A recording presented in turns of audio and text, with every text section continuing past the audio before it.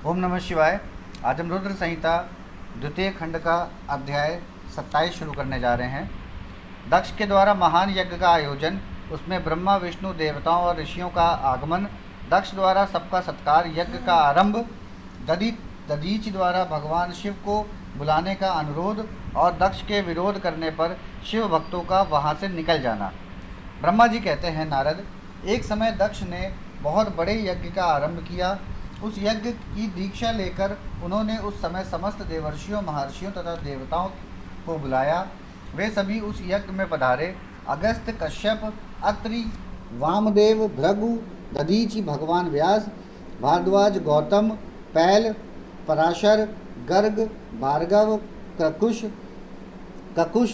सित, सुमंतु, त्रिक, कंक और वैशंपन, ये तथा दूसरे बहुसंख्यक मुनि अपने स्त्री पुत्रों को साथ ले मेरे पुत्र दक्ष के यज्ञ में हर्षपूर्वक सम्मिलित हुए थे। इनके सिवा समस्त देवगण, महान अभ्युदयशाली पालगण और सभी उपदेवता अपनी उपकारक सैन्य शक्तियों के साथ वहाँ पधारे थे। दक्ष ने प्रार्थना करके सदल बल मुझ विश्वत्रष्टा ब्रह्मा को भी सत्यलोक से बुलवाया था। इसी तरह भांति भांति से सादर प्रार्थना करके वैकुंठ लोक से भगवान विष्णु भी उस यज्ञ में बुलाए गए थे। शिवद्रोही दुरात्मा दक्ष ने उन सबका बड़ा सत्कार किया।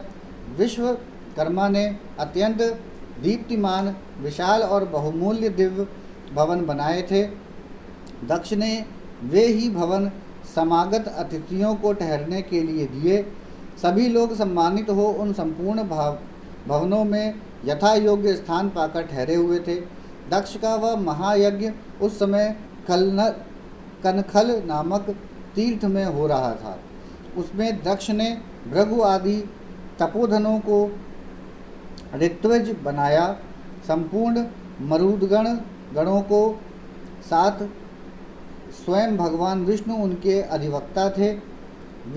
मैं वेदयत्री की विधि को दिखाने या बताने वाला ब्रह्मा बना था। इसी तरह संपूर्ण दिक्पाल अपने आयुधों और परिवारों के साथ द्वारपाल एवं रक्षक बने थे और सदा कौतूहल पैदा करते थे। स्वयं यज्ञ सुंदर रूप धारण करके दक्ष के उस यज्ञ मंडल में उपस्थित था। महामुनियों में श्रेष्ठ सभी महर्षि स्वयं वेदों के धारण करने वाले हुए थे। अग्नि ने भी उस यज्ञ महोत्सव में शीघ्र ही हविष्य ग्रहण करने के लिए अपने सहस्त्रों रूप प्रकट किए थे। वहाँ 88,000 त्रिविज एक साथ हवन करते थे। 64,000 देवर्षि उद्गाता थे। अध्वर्यु एवं होता भी उतने ही थे। नारद आदि देवर्षि और सप्तर्षि पृथक पृथक गाथा गान कर रहे थे। दक्ष ने अपने उस महायज्ञ में गंधर्वों, विद्याधरों, सिद्धों, 12 आदित्यों, उनके गणों, यज्ञों तथा नागलोक में विचरने वाले समस्त नागों का भी बहुत बड़ी संख्या में वर्ण किया था। ब्रह्मर्षि, राजर्षि और देवर्षियों के समुदाय तथा बहुसंख्यक नरेश भी उसमें आमंत्रित थे, जो अपने मंत्रियों तथा सेनाओं के साथ आए थे। यजमान दक्ष ने उस यज्ञ में वसु आदि समस्त गण देवताओं का भी वर्ण किया था। कौतुक और मंगलाचार करके जब दक्ष ने यज्ञ की दीक्षा ली तथा जब उनके लिए बारंबार स्तवित वाचन किया जाने लगा, तब वे अपनी पत्नी के साथ बड़ी शोभा पाने लगे। इतना सब करने पर भी दुरात्मा दक्ष ने उस यज्ञ में भगवान शंभु को नहीं आमंत्रित किया। उनकी दृष्टि में कपालधारी होने के कारण वे निश्चय ही यज्ञ में भाग पाने योग्य नहीं थे। सती प्रजापति दक्ष की प्रिय पुत्री थी, तो भी कपाली की पत्नी होने के कारण दोषदर्शी दक्ष ने उन्हें अपने यज्ञ में नहीं बुलाया। इस प्रकार जब दक्ष का वह यज्ञ महोत्सव आरंभ हुआ और यज्ञ मंडप में आए हुए सब त्रिविज अपने अपने कार्य में संलग्न हो गए, उस समय वहाँ भगवान शंकर को उपस्थित न देख शिव भक्त दधीचि का चित्त अत्यंत उद्विग्न हो उठा और वे यूं बोले। दधीची ने कहा, मुख्य मुख्य देवताओं तथा महर्षियों, आप सब लोग प्रशंसा पूर्वक मेरी बात सुनो। इस यज्ञ महोत्सव में भगवान शंकर नहीं आए हैं। इसका क्या कारण है? यद्यपि ये देवेश्वर बड़े बड़े मुनि और लोकपाल यहाँ पधारे हैं, तथापि उन महात्मा पिनाक पाणी शंकर के बिना यह यज्ञ अधिक शोभा नहीं पा रहा है। बड़े बड़े विद्वान कहते हैं कि मंगलमय भगवान शिव की कृपा दृष्टि से ही समस्त मंगल कार्य संपन्न होते हैं। जिनका ऐसा प्रभाव है वे पुराण पुरुष वृषभध्वज परमेश्वर श्री नीलकंठ यहाँ क्यों नहीं दिखाई दे रहे हैं? दक्ष, जिनके संपर्क में आने पर अथवा जिनके स्वीकार कर लेने पर अमंगल भी मंगल हो जाते हैं, तथा जिनके 15 नेत्रों से देखे जाने पर बड़े बड़े नगर तत्काल मंगलमय हो जाते हैं, उनका इस यज्ञ में पदार्पण होना अत्यंत आवश्यक है। इसलिए तुम्हें स्वयं ही परमेश्वर शिव को यहाँ शीघ्र बुलाना चाहिए, अथवा ब्रह्मा, प्रभावशाली भगवान विष्णु, देवराज इंद्र, लोकपाल गणों, ब्राह्मणों और सिद्धों की सहायता से सर्वथा प्रयत्न करके इस समय यज्ञ की पूर्ति के लिए तुम्हें भगवान शंकर को यहाँ ले आना चाहिए। आप सब लोग उस स्थान पर जाएं जहाँ महेश्वर देव विराजमान हैं। वहाँ से दक्ष नंदिनी सती के साथ भगवान शंभु को यहाँ तुरंत ले आएं। देवर्षियों, जगदम्बिका सहित वे परमात्मा शिव यदि यहाँ आ गए तो उनसे सब कुछ पवित्र हो जाएगा। उनके स्मरण से, उनके नाम लेने से सारा कार्य पुण्यमय बन जाता है। अतः पूर्ण प्रयत्न करके भगवान वृषभध्वज को यहाँ ले आना चाहिए। भगवान शंकर के यहाँ पदार्पण करते ही यह यज्ञ पवित्र हो जाएगा, अन्यथा यह पूरा नहीं हो सकेगा। यह मैं सत्य कहता हूँ।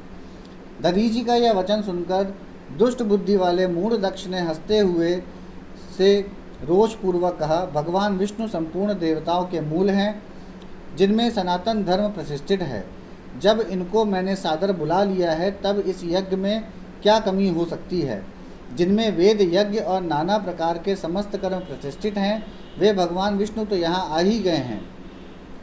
इनके सिवा सत्यलोक से लोक पितामह ब्रह्मा वेदों, उपनिषदों और विविध आगमों के साथ यहाँ पधारे हैं।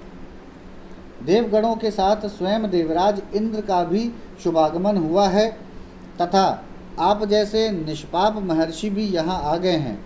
जो महर्षि यज्ञ में सम्मिलित होने के योग्य, शांत और सुपात्र हैं, वेद और वेदार्थ के तत्वों को जानने वाले हैं और दृढ़तापूर्वक व्रत का पालन करते हैं, वे सब और स्वयं आप भी जब यहाँ पदार्पण कर चुके हैं, तब हमें यहाँ रुद्र से क्या प्रयोजन है?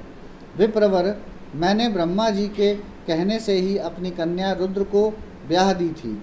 वैसे मैं जानता हूँ हर कुलीन नहीं है, उनके न माता है न पिता। वे भूतों, प्रेतों और पिशाचों के स्वामी हैं, अकेले रहते हैं। उनका अतिक्रमण करना दूसरों के लिए अत्यंत कठिन है। वे आत्मप्रशंसक, मूढ़, जड़, मौनी और ईर्ष्यालु हैं। इस यज्ञ कर्म में बुलाए जाने योग्य नहीं हैं, इसलिए मैंने उनको यहाँ नहीं बुलाया है।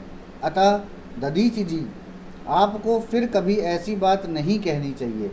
मेरी प्रार्थना है कि आप सब लोग मिलकर मेरे इस महान यज्ञ को सफल बनाएं। दक्ष की यह बात सुनकर दधीचि ने समस्त देवताओं और मुनियों के सुनते हुए यह सार गर्भित बात कही। दधीचि बोले, दक्ष, उन भगवान शिव के बिना यह महायज्ञ अयज्ञ हो गया। अब यह यज्ञ कहलाने योग्य ही नहीं रह गया। विशेषतः इस यज्ञ में तुम्हारा विनाश हो जाएगा। ऐसा कहकर दधीचि दक्ष की यज्ञशाला से अकेले ही निकल पड़े और तुरंत अपने आश्रम को चल दिए। तदंतर जो मुख्य शिव भक्त तथा शिव के मत का अनुसरण करने वाले थे, वे भी दक्ष को वैसा ही शाप देकर तुरंत वहाँ से निकले और अपने आश्रम को चले गए। मुनिवर दधीचि तथा दूसरे ऋषियों के उस यज्ञ मंडप से निकल जाने पर दुष्ट बुद्धि शिवद्रोही दक्ष ने उन मुनियों का उपहास करते हुए कहा। दक्ष बोले, जिन्हें शिव ही प्रिय हैं, वे नाम मात्र के ब्राह्मण दधीचि चले गए। उन्हीं के समान जो दूसरे थे, वे भी मेरी यज्ञशाला से निकल गए। यह बड़ी शुभ बात हुई। मुझे सदा यही अभीष्ट है, देवेश, देवताओं और मुनियों, मैं सत्य कहता हूँ। जिनकी चित्त की विचार शक्ति नष्ट हो गई है, जो मंद बुद्धि हैं और मिथ्यावाद में लगे हुए हैं, ऐसे वेद बहिष्कृत दुराचारी लोगों को यज्ञ कर्म में त्याग ही देना चाहिए। विष्णु आदि आप सब देवता और ब्राह्मण वेदवादी हैं, अतः मेरे इस यज्ञ को शीघ्र ही सफल बनाएं। ब्रह्मा जी कहते हैं, दक्ष की यह बात सुनकर शिव की माया से मोहित हुए समस्त देवर्षि उस यज्ञ में देवताओं का पूजन और हवन करने लगे। मुनीश्वर नारद इस प्रकार उस यज्ञ को जो शाप मिला उसका वर्णन किया गया। अब यज्ञ के विध्वंस की घटना को बताया जाता है, आदर पूर्वक सुनो। यहाँ हमारा अध्याय 27 समाप्त होता है। ओम नमः शिवाय।